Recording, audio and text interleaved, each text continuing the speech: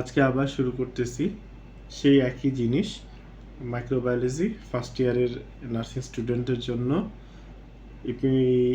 Immunology এর চতুর্থ class. এটা চতুর্থ ক্লাসে আমরা গতদিন যেখান থেকে শেষ করছি ওখান থেকে শুরু করব। আজকে আমি খুব একটা দেখে আসতে পারিনি।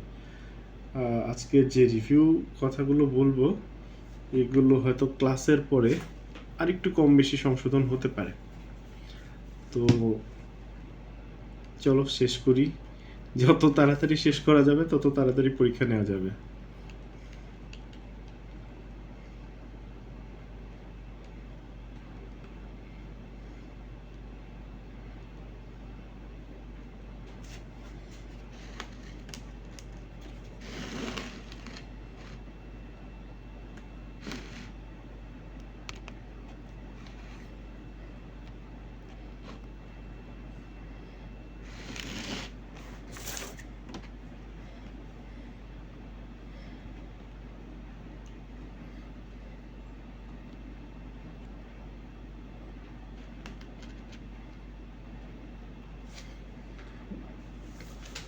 আমার মনে হয় এই পর্যন্ত আমরা দেখছিলাম।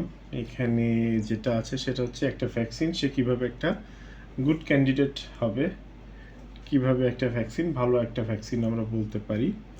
ভ্যাকসিনের ভালো মন্দ মনে রাখার জন্য আমার মনে হয় সবচেয়ে প্রথমে যেটা মনে রাখা উচিত যে এই ভ্যাকসিনটা শরীরের কোনো ক্ষতি করবে না এবং এমনভাবে ইমিউনোলজিক্যাল প্রোটেকশন দেবে যেন সর্বোচ্চ মাত্রায় প্রিভেনশন আমার বডিতে হয় বা ট্রিটমেন্ট আমার বডিতে হয়। তাহলে প্রথমেই যেটা কথা সেটা আমি নিচে থেকে বলি তোমাদেরকে, এটাকে কিন্তু নন ক্যান্সারাস হতে হবে। অর্থাৎ একটা ভ্যাকসিন দিয়ে যদি আমার ক্যান্সার ডেভেলপ করে ওই ভ্যাকসিন আমি ইউজ করতে পারবো না। 2 নম্বর হচ্ছে ভ্যাকসিন আমি একটা রুটে প্রদান করলাম, ফর এক্সাম্পল আইএম, ওখানে একটু ইনফেকশন ইনফ্লামেশন এই জাতীয় জিনিসগুলো হতে পারে। হ্যাঁ, এটা ইনডিউসড ইনফেকশন, তাই না? তাহলে এটা যেন খুব প্রপারলি সুন্দরভাবে এবং আরামদায়কভাবে হিলিং হয়ে যায়। এই জন্য আমরা বলি কি গুড হিলিং। তারপর কি আমি একটা ভ্যাকসিন দিলাম, সেটা তার যে মূল কাজ এক্সপেল ডেস্ট্রয় নিউট্রালাইজ, আরেকটা কি এক্সপেল ডেস্ট্রয় নিউট্রালাইজ, আরেকটা তো আমারই মনে পড়তেছে না, ডেস্ট্রয় নিউট্রালাইজ ইনঅ্যাক্টিভেট মনে হয় নাকি। এই চারটা যে কাজ করে সেটা যেন প্রপারলি করতে পারে। আচ্ছা, এটা তখনই প্রপারলি করতে পারবে যখন আমার এই ভ্যাকসিনের যে জিনিসটা আমি ব্যবহার করছি সেটা হলে হাইলি অ্যান্টিজেনিক হতে হবে।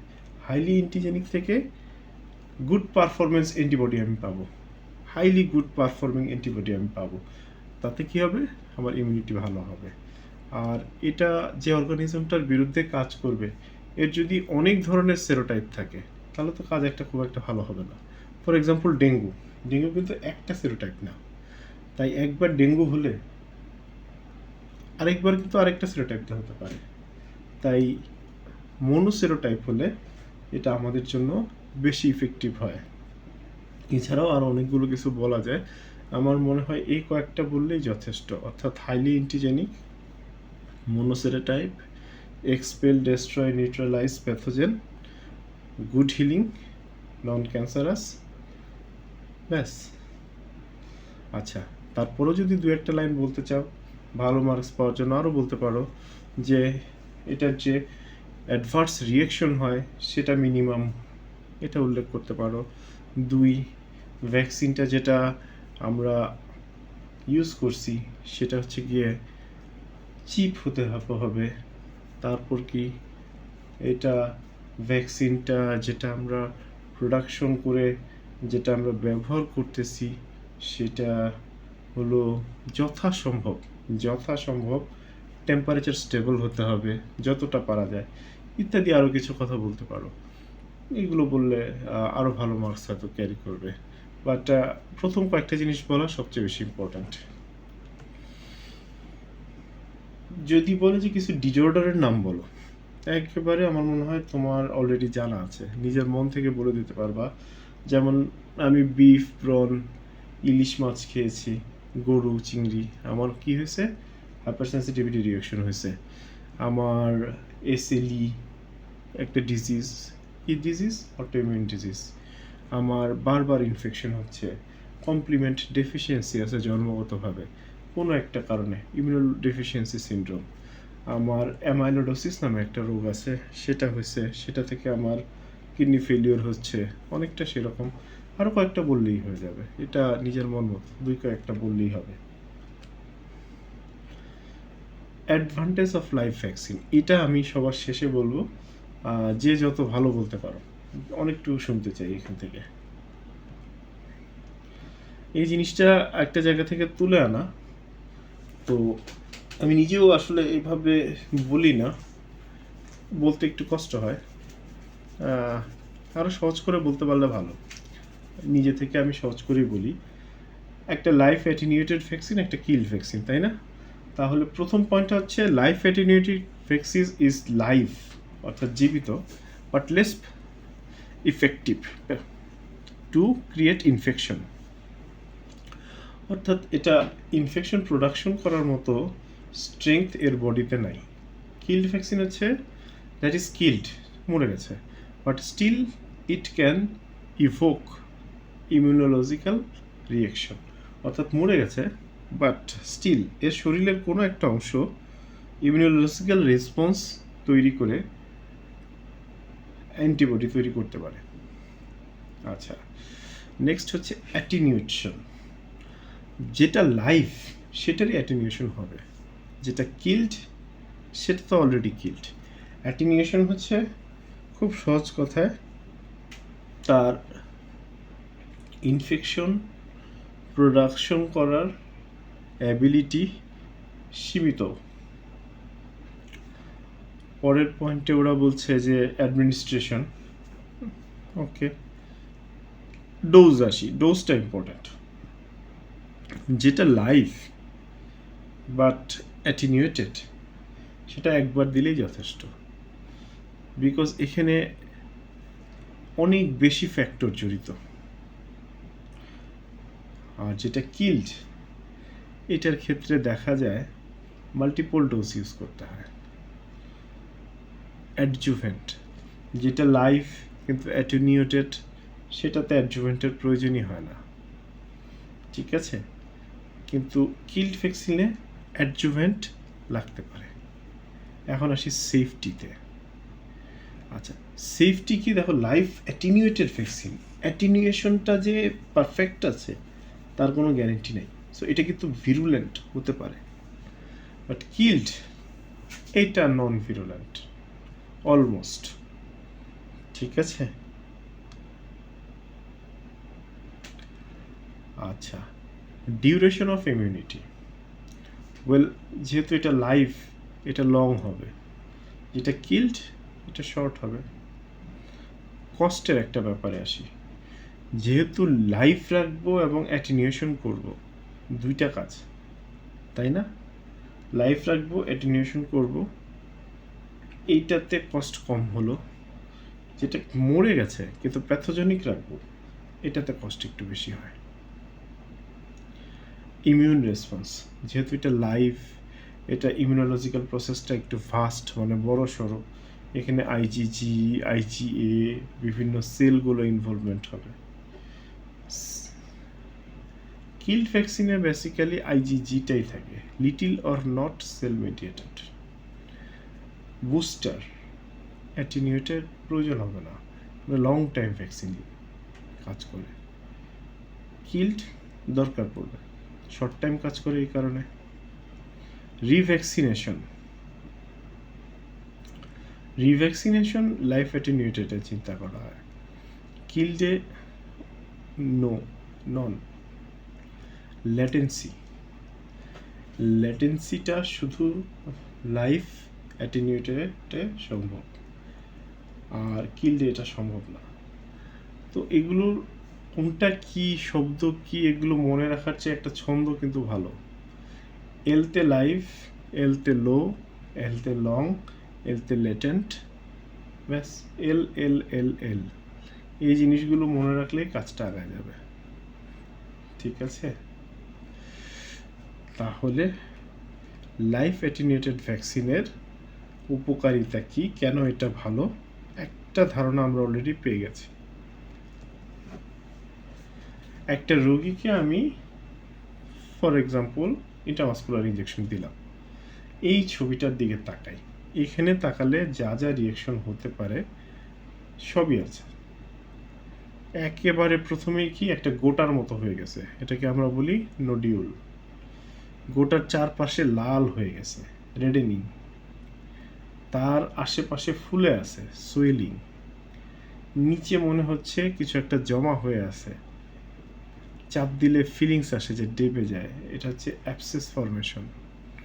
আর যখন আমি চাপ দিচ্ছি ওই এলাকা এবং আশেপাশের এলাকা অনেক ব্যথা করতেছে, পেইন অ্যান্ড টেন্ডারনেস।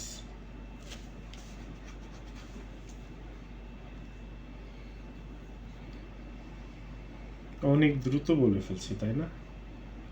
ইচ্ছে করলে টেনে আরেকবার শুনে নিতে পারো।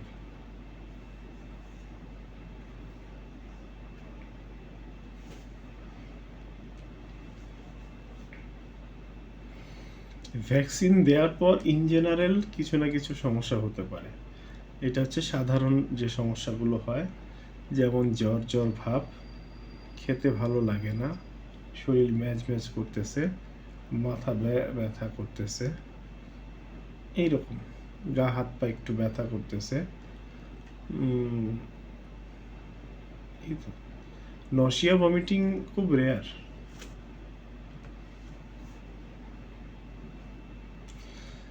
আমি একজন নার্স, কথার কথা, তো আমি ইঞ্জেকশন দিতে গিয়ে আমার কিন্তু ফল্ট হতে পারে, আমার ফল্টের কারণে কিন্তু কিছু সমস্যা ডেভেলপ করতে পারে। এক নম্বর হচ্ছে আমি এমন কোনো মানে ভুল করেছি যাতে ইমিউনাইজেশনটা ইমিউনিটি ডেভেলপ করে নাই, ফল্ট, ফেইল্ড ইমিউনাইজেশন। কি হতে পারে, ভ্যাকসিনটা নিয়ে আমি কোল্ড বক্সের উপরে রাখতে ভুলে গেছি, হাতে নিয়ে বেশি কিছুক্ষণ রেখে দিয়েছিলাম, আর এটার পটেন্সিটা নষ্ট হয়ে গেছে। ওকে, সুই দিয়ে গুঁতো দিছি, ওটা নিয়েই আবার সিরিঞ্জ চেঞ্জ করতে ভুলে গেছি, আরেকজনকে গুঁতো দিছি। আগের জনের ছিল হ্যাপাটাইটিস, ভাইরাল ইনফেকশন বেসিক্যালি, তো পরের জনেরও ভাইরাল ইনফেকশন হয়ে গেল, হ্যাপাটাইটিস বি, হ্যাপাটাইটিস সি। ওকে, আমি ভ্যাকসিনেশন করলাম, খেয়াল করলাম না যে ওই জায়গাটা ঘেমে আছে, ময়লা হয়ে আছে, গুঁতো দিয়ে ওখানে ময়লা ঢুকিয়ে দিলাম, ব্যাকটেরিয়াল কন্টামিনেশন হয়ে গেল, ইনফেকশন হয়ে গেল, হতে পারে। যেখানে গুঁতা দিছি প্রপারলি দিতে পারিনি, একেবারে খুব ব্যথা পাইছে, সে ট্রমা হয়ে গেছে, সেটাও হতে পারে।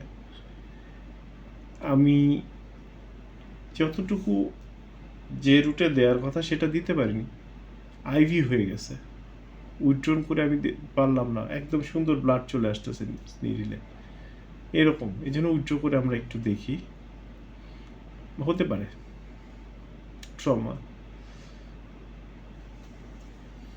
আবার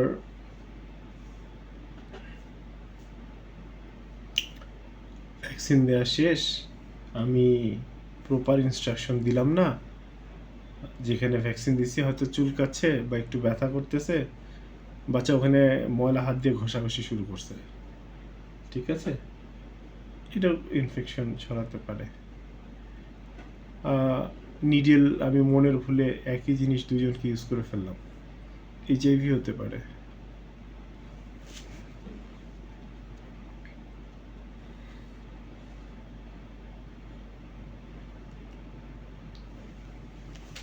অ্যানাফিলিপ্টিক এই রিয়াকশনের এই জিনিসগুলো কিন্তু একদম মানে আমি মনে করি সবার মুখস্থ থাকা উচিত। এই জিনিসগুলো প্র্যাকটিক্যাল থেকে শুরু করে ভাইভা, রিটেন সব জায়গায় আসতে পারে, শুধু একটা জিনিসই আসতে পারে। তো বলো তো অ্যানাফিলিপ্টিক রিয়াকশনে তুমি কি কি জিনিস দেখবা? একেবারে আমরা বলি প্রথমে কি দেখি, সাদা হয়ে যায় মুখ, প্যালোর। তারপরে কি বলি, রোগটা মানে ঘামতে থাকে, সোয়েটিং। তারপর রোগটার কি হয়, শ্বাসকষ্ট হয়, রেসপিরেটরি ডিস্ট্রেস, ডিসপনিয়া। তারপর প্রেশার মাপলে দেখা যায় যে প্রেশার কমে গেছে। তারপর পালপিটেশন, বুক ধরফর করে, কোমাও হতে পারে, ইভেন ডেথও হতে পারে। তো এগুলো এক তালে মনে রাখা ভালো, প্যালোর, সাদা হয়ে গেছে, পালপিটেশন, দুইটা বিশেষ, ঠিক আছে। তারপর হাইপোটেনশন, প্রেশার কমে গেছে, রেসপিরেটরি ডিস্ট্রেস, শ্বাস নিতে কষ্ট হচ্ছে, ওকে। তারপর সুইটিং, ঘেমে যাচ্ছে, উইকনেস, দুর্বল হয়ে কোমায় চলে গেছে, কোমা থেকে মারা পর্যন্ত যেতে পারে, ডেথ।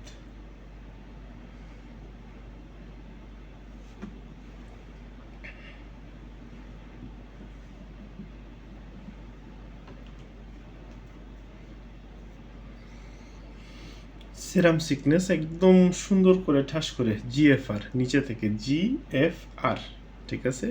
জিতে জিবিএস, এফতে ফিভার, আরতে র্যাশ।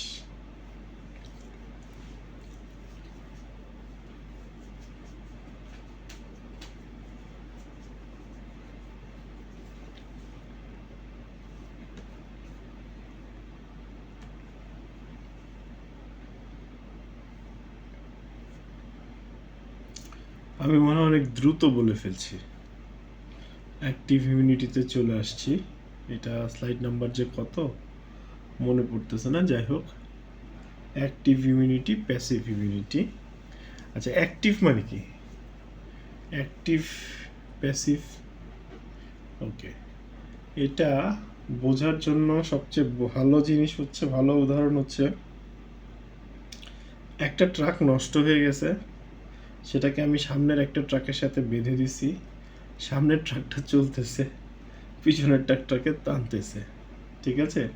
তো সামনেরটা কিন্তু কাজ করতেছে, অ্যাক্টিভিটি আছে, তাহলে এটা হচ্ছে অ্যাক্টিভ। পেছনেরটা ওটার পেছনে পেছনে যাচ্ছে, ওর আর তেমন কিছু ইঞ্জিন চালু দিয়ে করে করতে হচ্ছে না, এটা হচ্ছে প্যাসিভ। তো এই জিনিসটা একটু মাথায় রাখলে আমার মনে হয় কথাগুলো একদম সহজ হয়ে যাবে। অ্যাক্টিভ দিয়ে শুরু করি। অ্যাক্টিভ হচ্ছে antibody produced by immunological process and components.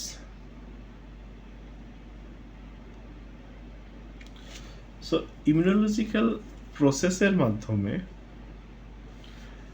একটা নির্দিষ্ট প্রক্রিয়ায় বি সেল, টি সেল মিলে অ্যান্টিবডি প্রোডাকশন করে, সাইটোটক্সিক টি সেল প্রোডাকশন করে আমাকে যে ইমিউনিটিটা দিচ্ছে সেটা অ্যাক্টিভ ইমিউনিটি। অ্যাক্টিভিটিটা কোথায় হচ্ছে? এখানে ইমিউনোলজিক্যাল প্রসেসটা নিজের বডির ভেতরে হচ্ছে। প্রসেসের ফলে কি তৈরি হচ্ছে? অ্যান্টিবডি তৈরি হচ্ছে। অ্যান্টিবডিটা কে তৈরি করতেছে? অ্যান্টিবডির সাথে জড়িত বি সেল এবং টি সেল। এই বি সেল, টি সেল কম্পোনেন্টগুলো কি করবে? অ্যান্টিবডি প্রোডাকশনের পর সেগুলোকে অ্যান্টিজেনের সাথে রিয়েকশন করাবে। অ্যান্টিবডি অ্যান্টিজেন যখন বাইন্ড হয়ে রিয়েকশন হবে, তখনই ইমিউনোলজিক্যাল রিয়েকশনটা এস্টাবলিশড হলো। যেহেতু অ্যাক্টিভিটির মাধ্যমে এটা হচ্ছে, ভবিষ্যতে এই দীর্ঘমেয়াদী অ্যাক্টিভিটিটাকে শর্ট পিরিয়ডের ভেতরে সেম আউটপুট দেওয়ার জন্য ওরা মেমোরি তৈরি করে রাখে, যার ফলে পরবর্তীতে যদি আবার ইনফেকশন হয়, প্রথমবারের মতো ইমিউনোলজিক্যাল রিয়েকশন দিয়ে রক্ষা করতে আগের মতো অনেক বেশি সময়ের প্রয়োজন হয় না। অল্প সময়ের ভিতরেই আগের মেমোরি এবং এক্সপিরিয়েন্স ব্যবহার করে অতি দ্রুত ইমিউনিটি তৈরি হয়ে যায়। এই যে কথাগুলো বললাম, এর উল্টাটা হচ্ছে প্যাসিভ। প্যাসিভের মানে হচ্ছে অন্য কোথাও অন্য কেউ অ্যান্টিবডি তৈরি করছে, আমি এনে তাকে দিয়ে দিছি বডির ভিতরে। না, ইনস্ট্যান্ট নুডলসের মতো এত কষ্ট নাই, গরম পানি ঢাললেই সব শেষ, ঠিক আছে। তো তাহলে অ্যান্টিবডি ওখানে হচ্ছে প্রডিউসড, এখানে হচ্ছে নট প্রডিউসড। ওখানে হচ্ছে immunological process happened, immunological process এখানে নট হ্যাপেন্ড। কম্পোনেন্টসগুলো যেগুলো আছে, B cell, T cell participate করে, এখানে B cell, T cell participate করে না। যেহেতু অ্যাক্টিভিটিই নাই, অ্যাক্টিভিটির কোনো মেমোরিই নাই, যেহেতু মেমোরিই নাই, সেহেতু রিইনফেকশন হলে আমার আগের যে একটা সুরক্ষা সুবিধা ছিল এখানে সেটা নাই। এটাকে খুব সহজ করে বললে হচ্ছে রেডিমেড একটা জিনিস, কালেক্টেড করো এবং ইউজ করো।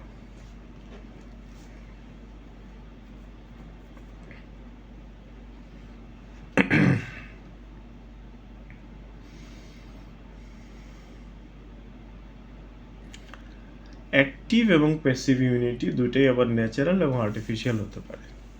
প্যাসিভটা দিয়ে শুরু করি। প্যাসিভটা হচ্ছে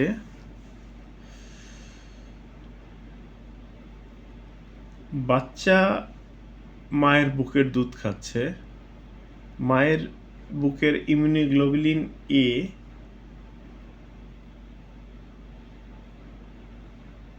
দুধের মাধ্যমে বাচ্চা পাচ্ছে, রেডিমেড জিনিস,